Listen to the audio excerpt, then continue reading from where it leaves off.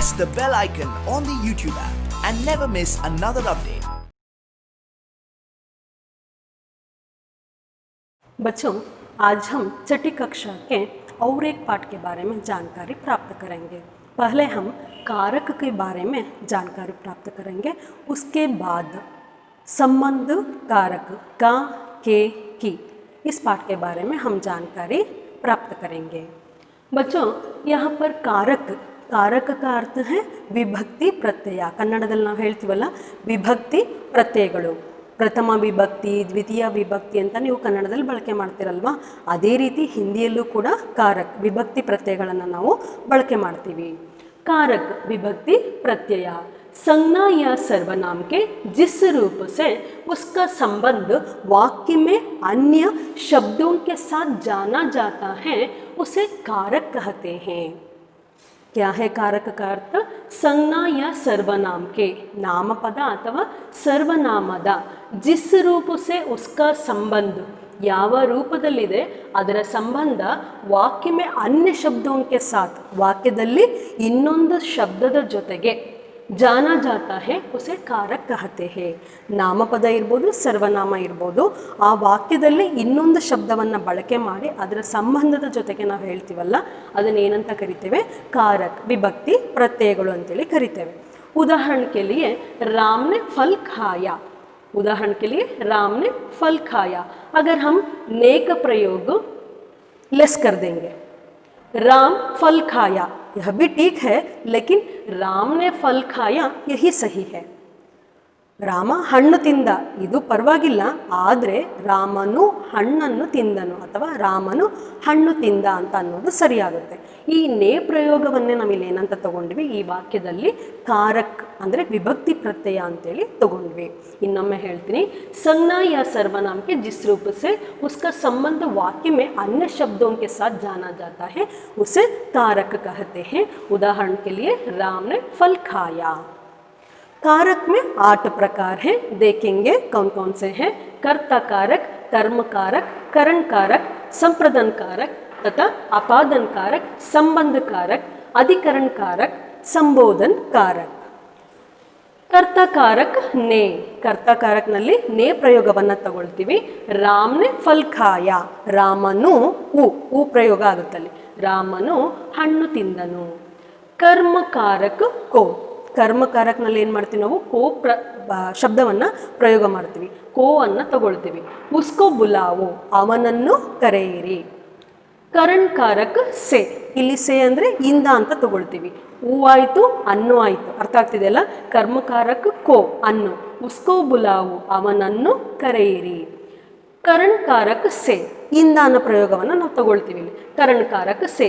राम ने रावण को तीर से मारा, ರಾಮನು ರಾವಣನನ್ನು ಬಾಣದಿಂದ ಕೊಂದನು। ಯಾವುದರಿಂದ ಅಂತ ಬಂತಲ್ಲಿ? ತೀರ್ಸೆ, ಬಾಣದಿಂದ ಅಂತೇಳಿ ಬಂತು। ಹಾಗಾಗಿ ಇಲ್ಲಿ ಸೇ ಪ್ರಯೋಗವನ್ನು ಏನಂತ ತಗೊಳ್ತೀವಿ ನಾವು? करण कारक ಅಂತೇಳಿ ತಗೊಳ್ತೀವಿ। संप्रदान कारक के लिए, संप्रदान कारक ಯಾವುದಿದೆ? के लिए। मैं आपके लिए फल लाया हूँ ಅಥವಾ फल लाई हूँ, मैं आपके लिए फल लाया हूँ, ನಾನು ನಿಮಗಾಗಿ ಏನು ತಗೊಂಬಂದಿದ್ದೀನಿ? ಹಣ್ಣನ್ನು ತಗೊಂಬಂದಿದ್ದೀನಿ ಅಂತ ಅರ್ಥವನ್ನು ಕೊಡುತ್ತೆ। ಅಪಾದನ್ कारक से, यहाँ पर अलग होना है। ಅಪಾದನ್ कारक से ನಲ್ಲಿ ಏನಂತ ತಗೊಳ್ತೀವಿ ನಾವು? अलग होना, प्रत्येक होना।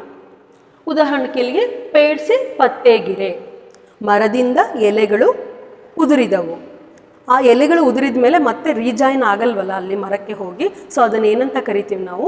ಈ ಸೇ ಪ್ರಯೋಗವನ್ನು ಈ ಸಂದರ್ಭದಲ್ಲಿ ಈ ವಾಕ್ಯದಲ್ಲಿ ಏನಂತ ತಗೋತೀವಿ? ಅಪಾದನ್ कारक ಅಂದರೆ ಪ್ರತ್ಯೇಕ ಹೋನ ಯ ಅಲಗ್ ಹೋನ।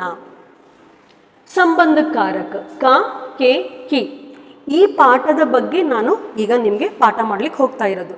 ಆ ಕಾ ಮತ್ತು ಕಿ ಪ್ರಯೋಗವನ್ನು ಯಾವ ರೀತಿ ಬಳಕೆ ಮಾಡ್ತೀವಿ ಅಥವಾ ಯಾವ ಭಾಗದಲ್ಲಿ ಅದು ಬರುತ್ತೆ ಅನ್ನೋದಕ್ಕೋಸ್ಕರನೇ ಈಗ कारकನ್ನು ನಿಮಗೆ ವಿಭಕ್ತಿ ಪ್ರತ್ಯಯಗಳನ್ನು ಹೇಳ್ತಾ ಇರೋದು।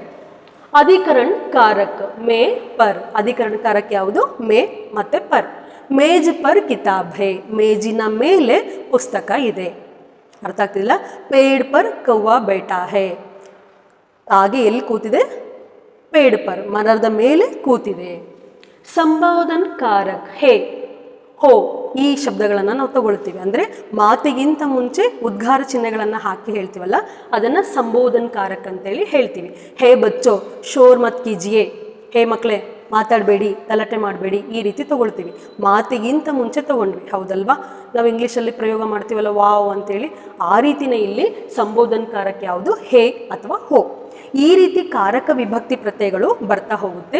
ಇಲ್ಲಿ ಕಾರಕ ಯಾವ್ಯಾವ್ದಂತ ಬರೆದಿದ್ದೀವಿ, ವಿಭಕ್ತಿ ಪ್ರತ್ಯಯಗಳು ಯಾವ್ಯಾವ ಅಂತ ಬರೆದು ಅದ್ರ ಜೊತೆಗೆ ಉದಾಹರಣೆಯನ್ನು ನಾನು ತಗೊಂಡಿದ್ದೀನಿ.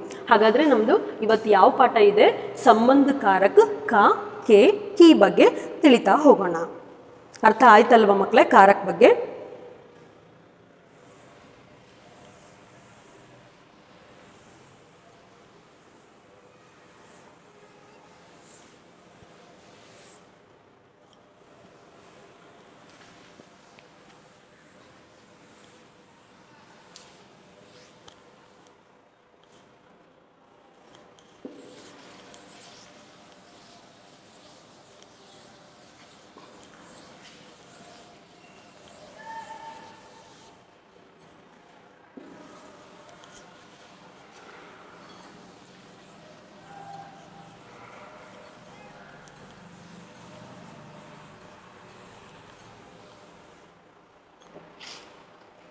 नोड़ोण मಕ್ಕಳೇ, देखिए का, की, के संबंध कारक में या कारक प्रत्यय आते हैं क, की, के. का और की और के का प्रयोग हम कब करते हैं? का प्रयोग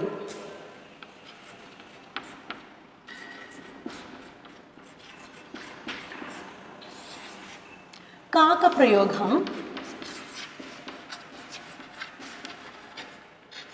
पुल्लिंग शब्द के साथ करते हैं. का प्रयोग पुल्लिंग शब्द के साथ करते हैं तथा की का प्रयोग स्त्रीलिंग शब्द के साथ करते हैं तथा के का प्रयोग बहुवचन रूप तथा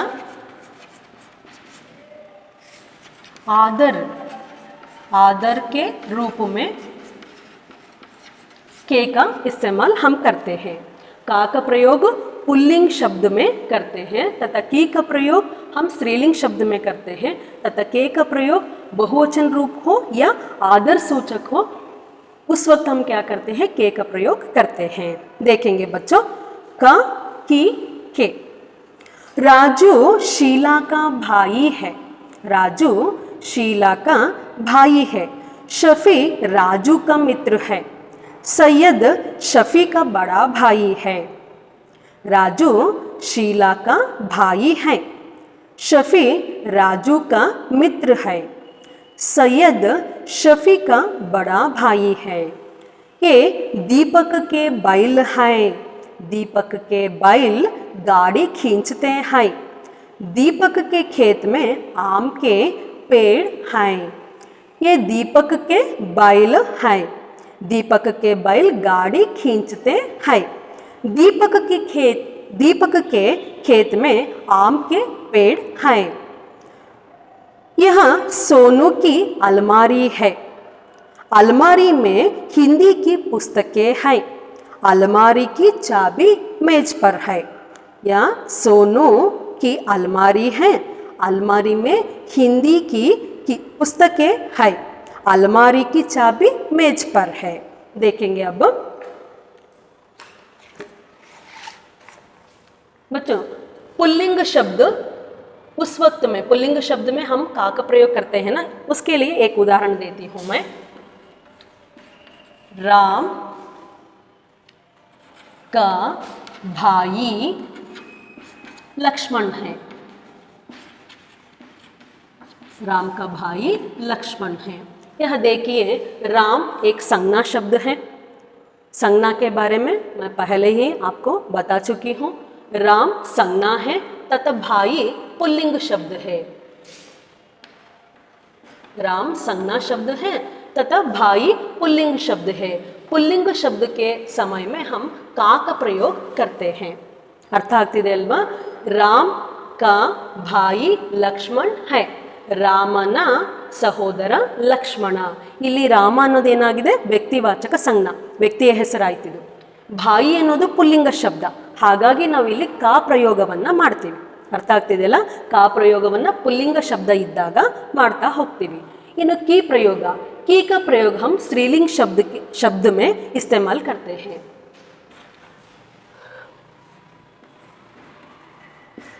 राम की पत्नी सीता है. राम की पत्नी सीता है. यहाँ पर भी राम संज्ञा है, राम संज्ञा है तथा की का प्रयोग हुआ है. पत्नी स्त्रीलिंग रूप है. राम संज्ञा है तथा की का प्रयोग हम किए हैं क्योंकि पत्नी स्त्रीलिंग शब्द है, इसलिए हम की का प्रयोग यहाँ पर की है. के का प्रयोग बहुवचन के रूप तथा आदर के रूप में हम करते हैं. दिल्ली के लोग अच्छे हैं. दिल्ली के लोग अच्छे हैं. यहाँ पर देखिए दिल्ली के लोग अच्छे हैं. ಹಾಗೆ ಬಿಂದು ಹಾಕಿದ್ದೀನಿ ನಾನು. ದಿಲ್ಲಿ ಇದು ಸಹ ಏನಾಗಿದೆ ನಾಮಪದ, ಸ್ಥಳದ ಹೆಸರನ್ನು ಹೇಳ್ತಾ ಇದೆ ಇಲ್ಲಿ. ದಿಲ್ಲಿ ಕೆ ಲೋಗ್ ಅಚ್ಚೆ ಹೇ, ಲೋಗ್ ಅನ್ನೋ ಪದ ಏನಾಗಿದೆ ಬಹುವಚನ ಕ್ರಿಯೆ, ಹೌದಲ್ವಾ? ಲೋಗ್ ಅಂದರೆ ಜನರು ಅಂತ ಅರ್ಥ ಕೊಡುತ್ತೆ. ಆಗ ನಾವೇನು ಮಾಡ್ತೀವಿ, ಕೆ ಪ್ರಯೋಗವನ್ನು ಮಾಡ್ತಾ ಹೋಗ್ತೀವಿ. ಇದು ತುಂಬ ಸುಲಭವಾಗಿ ನಿಮಗೆ ಅರ್ಥ ಆಗಲಿಕ್ಕೆ ಸಾಧ್ಯ ಆಗುತ್ತೆ. ಹಾಗಾಗಿ ಈ ಉದಾಹರಣೆಗಳನ್ನು ಕೊಟ್ಟು ನಿಮಗೆ ಹೇಳ್ತಾ ಇದ್ದೀನಿ. ಪುಲ್ಲಿಂಗ ಶಬ್ದ ಕ ಯಾವಾಗ ತಗೊಳ್ತೀವಿ ನಾವು ಅಂದರೆ ಪುಲ್ಲಿಂಗ ಶಬ್ದಗಳಿದ್ದಾಗ ಕ ಪ್ರಯೋಗವನ್ನು ತಗೊಳ್ತೀವಿ. ರಾಮ್ ಕಾ ಭಾಯಿ ಲಕ್ಷ್ಮಣ್ है. यहाँ पर राम संज्ञा है, भाई शब्द पुल्लिंग शब्द है, इसलिए हम का प्रयोग किए हैं. तथा की का प्रयोग स्त्रीलिंग शब्द में हम करते हैं. राम की पत्नी सीता है. यहाँ पर राम संज्ञा शब्द है, पत्नी स्त्रीलिंग शब्द है, इसलिए की का प्रयोग हम किए हैं. तथा के का प्रयोग हम कब करते हैं, बहुवचन तथा आदर. आदर ಅಂದರೆ ಗೌರವ. ಬಹುವಚನ ಕ್ರಿಯೆ ಇದ್ದಾಗ, ಗೌರವ ಸೂಚಕ ಶಬ್ದಗಳಿದ್ದಾಗ, ಹಿರಿಯರಿದ್ದಾಗ, बुजुर्ग लोगों के लिए हम क्या करते हैं, आदर के रूप में के का प्रयोग करते हैं. दिल्ली के लोग अच्छे हैं. ದೆಹಲಿಯ ಅಥವಾ ದಿಲ್ಲಿಯ ಜನರು ಒಳ್ಳೆಯವರು. ಇಲ್ಲಿ ಕೆ ಪ್ರಯೋಗ ಯಾಕಾಗಿದೆ ಅಂದರೆ ದಿಲ್ಲಿ ಅನ್ನೋದು ಏನಾಗಿದೆ ಸ್ಥಳದ ಹೆಸರನ್ನು ಸೂಚಿಸ್ತಾ ಇದೆ, ಹಾಗಾಗಿ ಇದು ಒಂದು ಸಂಜ್ಞಾ ಶಬ್ದ.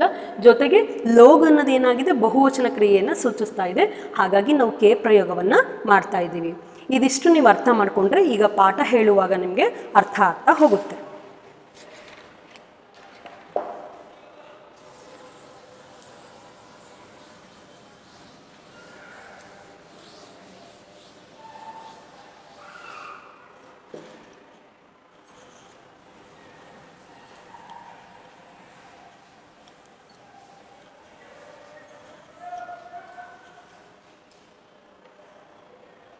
पाठ को देखिए बच्चों.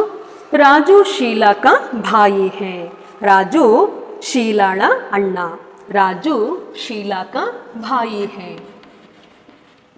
राजू शीला का भाई है.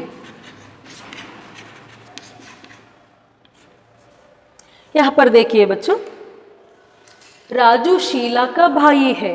यहाँ पर शीला संज्ञा शब्द है, भाई पुल्लिंग शब्द है, इसलिए का प्रयोग यहाँ पर हुआ है. राजू शीलाಳ ಅಣ್ಣ. ರಾಜು ಯಾರು? शीलाಳ ಅಣ್ಣ ಅಥವಾ ಸಹೋದರ.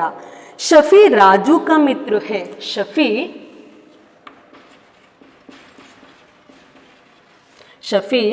राजू का मित्र है.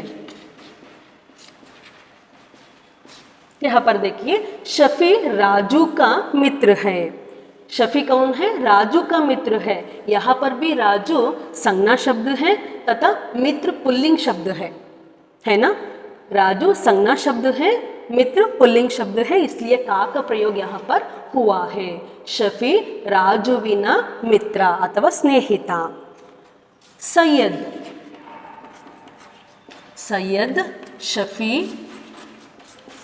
सैयद शफी का बड़ा भाई है. यहाँ पर देखिए बच्चों, सैयद शफी का बड़ा भाई है। सैयद शफी का, किसका बड़ा भाई है? शफी का बड़ा भाई सैयद है। सैयद ಶಫಿ का ಬಡ ಭಾಯಿ है। ಇಲ್ಲಿ ಶಫಿ ಅನ್ನೋ ಪದನೂ ಸಹ ಏನಾಗಿದೆ? ಸಂಜ್ಞಾ ಪದ, ನಾಮಪದ, ಹೆಸರನ್ನ ಹೇಳ್ತಾ ಇದೆ ಅಲ್ಲಿ। सो संज्ञा शब्द है तथा बड़ा यह भी पुल्लिंग शब्द है, इसलिए का का प्रयोग हम किए हैं। सैयद ಶಫಿ का बड़ा भाई है। ಅರ್ಥ ಆಗ್ತಿದೆ ಅಲ್ವಾ ಮಕ್ಕಳೇ? ಇಲ್ಲಿ ನಾಮಪದಗಳು ಬರ್ತಾ ಹೋಗಿದೆ, ತದನಂತರ ಪುಲ್ಲಿಂಗ ಶಬ್ದಗಳು ಬಂದಿದೆ, ಹಾಗಾಗಿ ಏನು ಮಾಡ್ತೀವಿ ನಾವು? ಕ ಪ್ರಯೋಗವನ್ನು ಬಳಕೆ ಮಾಡ್ತಾ ಹೋಗ್ತೀವಿ। ನಿಮಗೆ ಗೊತ್ತಿದೆ ಕನ್ನಡದಲ್ಲಿ ಲಿಂಗಗಳು 3 ಇದೆ, ಸ್ತ್ರೀಲಿಂಗ, ಪುಲ್ಲಿಂಗ, ನಪುಂಸಕಲಿಂಗ। ಆದರೆ ಹಿಂದಿಯಲ್ಲಿ ಮಾತ್ರ 2 ಲಿಂಗಗಳಿದೆ। ಹಿಂದಿ में सिर्फ 2 ही लिंग है, पुल्लिंग और स्त्रीलिंग। ಅರ್ಥ ಆಗ್ತಿದೆ ಅಲ್ವಾ? ಸೊ ಹಾಗಾಗಿ ನಾವು ಇಲ್ಲಿ ನಪುಂಸಕಲಿಂಗ ಬರದೇ ಇರೋದ್ರಿಂದ ವಸ್ತುಗಳನ್ನು ಸಹ ನಾವು ಕೆಲವೊಂದು ಕಂಡೀಷನ್ಸ್ ಮೇಲೆ, ಕೆಲವೊಂದು ನಿಯಮಾವಳಿಯ ಅನುಸಾರ ಏನು ಮಾಡ್ತೀವಿ? ಸ್ತ್ರೀಲಿಂಗ ಮತ್ತು ಪುಲ್ಲಿಂಗ ಶಬ್ದಗಳಾಗಿ ಅದನ್ನು ಬಳಕೆ ಮಾಡ್ಕೊಳ್ತಾ ಹೋಗ್ತೀವಿ। शीला संज्ञा है, राजू संज्ञा है, शफी संज्ञा शब्द है, भाई पुल्लिंग शब्द है, मित्र पुल्लिंग शब्द है तथा बड़ा भी क्या है? पुल्लिंग शब्द है। यहाँ पर हम कुछ व्याकरण भाग देखेंगे। भाई इसका अन्यलिंग रूप बहन, मित्र इसका विलोम शब्द है शत्रु, बड़ा इसका विलोम शब्द है छोटा।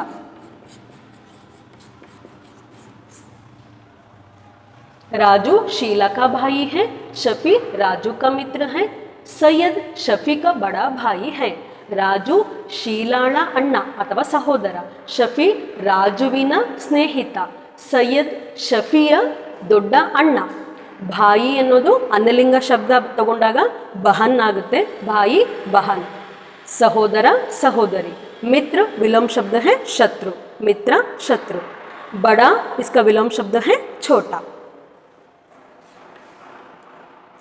ये दीपक के बैल है, दीपक के बैल गाड़ी खींचते हैं।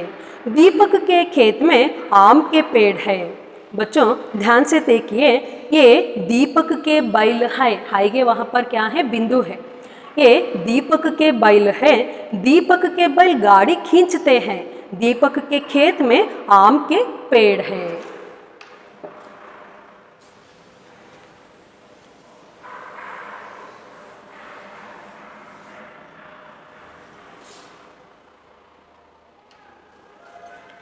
ये दीपक के बैल है, दीपक के बैल गाड़ी खींचते हैं।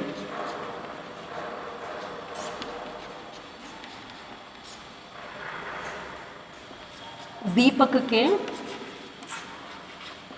खेत में आम के पेड़ है।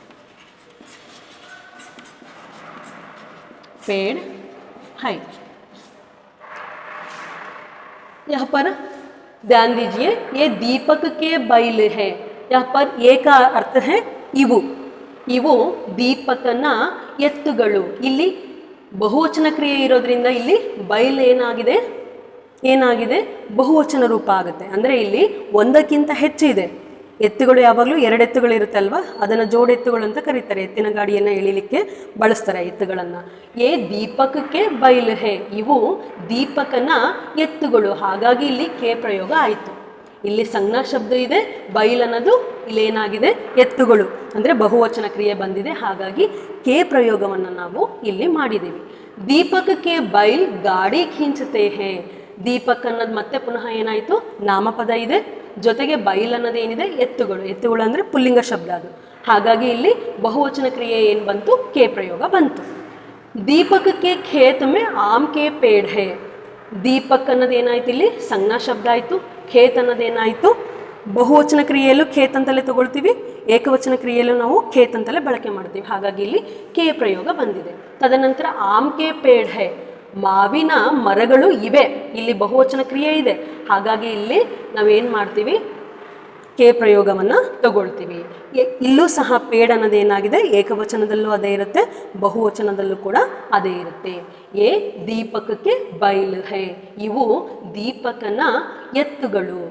ದೀಪಕಕ್ಕೆ ಬೈಲ್ ಗಾಡಿ ಖೀಂಚತೆ ಹೈ, ದೀಪಕನ ಎತ್ತುಗಳು ಗಾಡಿಯನ್ನು ಎಳೆಯುತ್ತವೆ. ದೀಪಕಕ್ಕೆ ಖೇತ್ ಮೇ ಆಮ್ ಕೆ ಪೇಡ್ ಹೈ, ದೀಪಕನ ಹೊಲದಲ್ಲಿ ಮಾವಿನ ಮರಗಳು ಇವೆ. यहाँ पर देखेंगे बैल गाय, अन्यलिंग शब्द गाय, बैल गाय. गाड़ी अन्यवचन रूप गाड़ियाँ.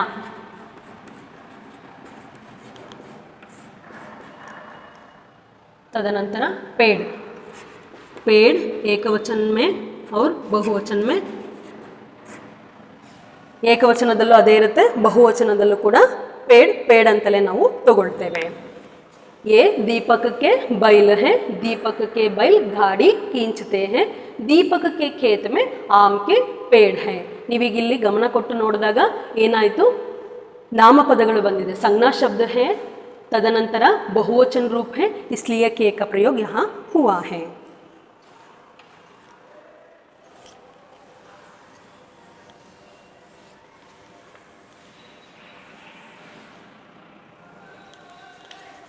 आगे देखेंगे बच्चों, यहाँ सोनू की अलमारी है, यहाँ सोनू की अलमारी है, अलमारी में हिंदी की पुस्तकें हैं, अलमारी की चाबी मेज पर है. यहाँ सोनू की अलमारी है, अलमारी में हिंदी की पुस्तकें हैं, अलमारी की चाबी मेज पर है. यहाँ सोनू की अलमारी है, अलमारी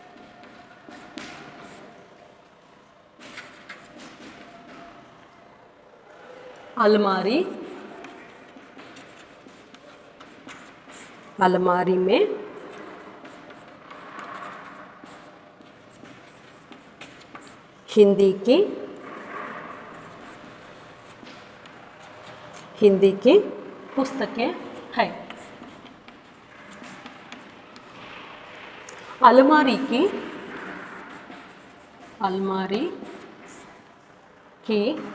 चाबी, अलमारी की चाबी मेज पर है, मेज पर है.